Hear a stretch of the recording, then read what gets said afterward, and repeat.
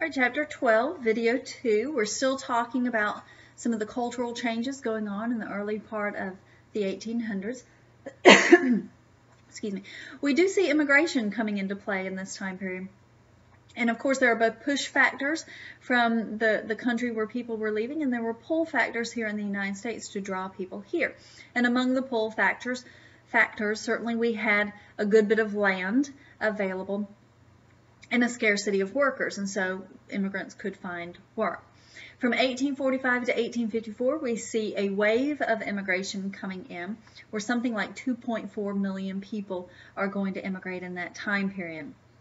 By 1860, our population was 31 million, with around 1 out of 8 people born in a different country than the United States. The largest group of immigrants during this time period were the Irish. Certainly there were push factors in Ireland to send them out, incredible poverty and economic collapse. The average age at death in Ireland during that time period was 19. There was a combination of factors involved, but certainly the potato blight is going to bring starvation to a number of peasants in Ireland, and so anybody who was able to leave there to come here did their best to do so. By 1850, the Irish were making up 43% of the foreign-born population. That means 57% of the foreign-born population came from any other country outside the United States. The Irish pretty much are going to live in eastern cities. They were so poor upon their arrival that they are going to settle where they landed because they couldn't afford to move any further inland. So you see a really high population of Irish in Boston and New York because that's where they landed. Also Savannah, you'll see a number of them because that's where they landed. They're going to end up living in a great deal of poverty here in the United States as well. And they will be discriminated against significantly in the United States. In fact, it was commonly done if you were hiring people who might end up working with the public, a shop girl or something like that. Next to your help wanted sign, you would put a sign that said NINA next to it, no Irish need apply, because you didn't want an Irish person working with your customers because the customers didn't want to work with that Irish person. The Irish, though, are going to come in such large numbers that they will quickly become voting blocs.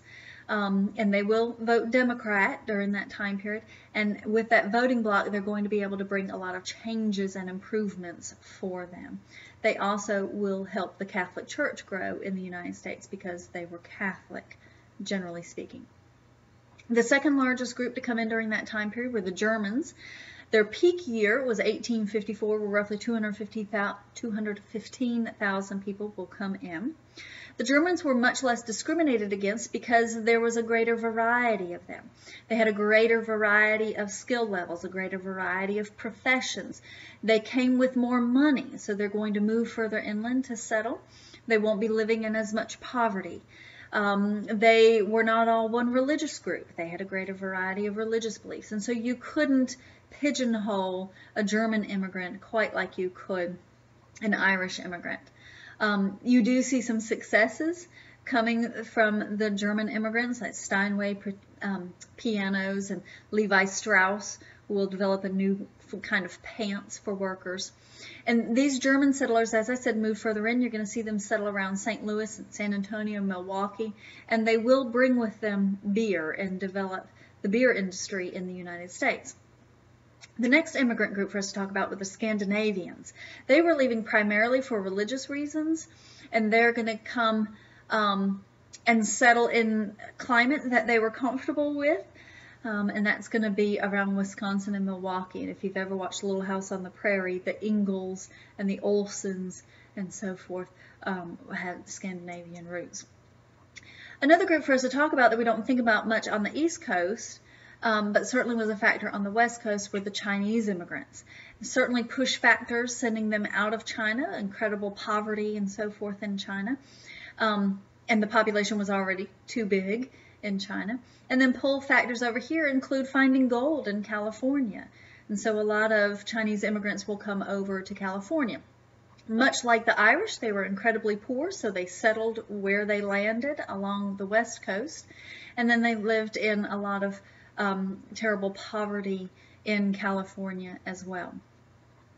They are going to be discriminated against for the same reasons that the Irish were discriminated against, just different specifics, but for the same general reasons.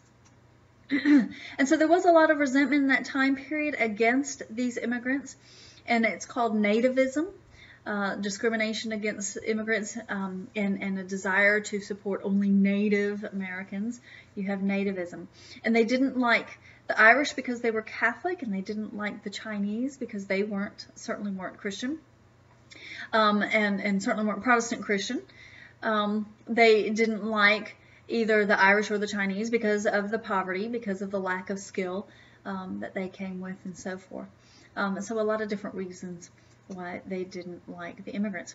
One reason that folks have always felt threatened by immigrants is the possibility of them taking work away from the people who were already living here. And we do see workers in that time period form guilds. And what that was different workers of a particular skill would come together to form a guild where they would set standards for their profession, and then you were a member of the guild if you followed those standards. And they were able to keep people out if they didn't want those people in. Those guilds will become professional associations. An example of a professional association today might be the American Bar Association, which sets standards for attorneys, or the American Medical Association, which sets standards for doctors. But they're going to set these standards in these professional associations and be able to decide who didn't get to come into these professional associations. And then they'll use those associations to pressure politicians for different advantages that they were hoping for, whether it was different benefits or what have you, and get different laws passed and so forth. This will lead to the development of unions.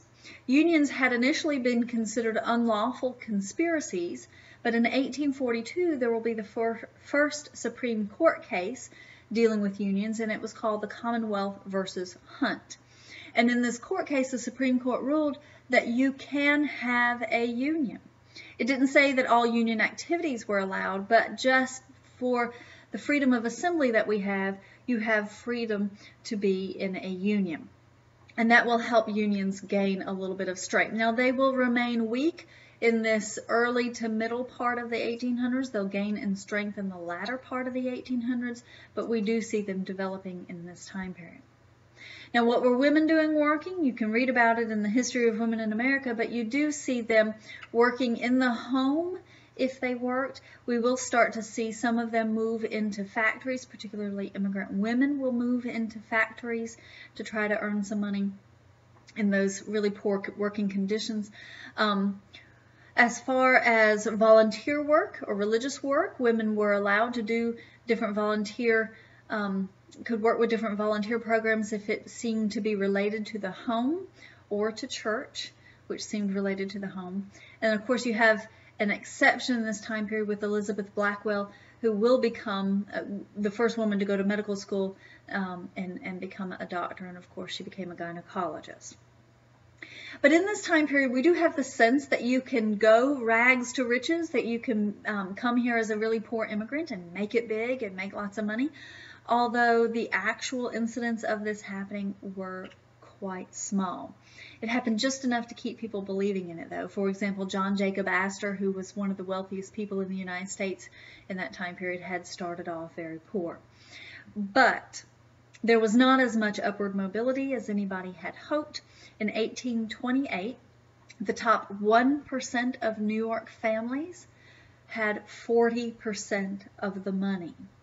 The top 4% of New York families had 76% of the money. That meant 24% of the money was shared among 96% of the people. But it's still seen as the age of the common man, this age of Jackson. And so it was still seen as a time that you can go from rags to riches, much like Andrew Jackson himself had done. And we were still offering something better than a lot of other countries were offering in that time period.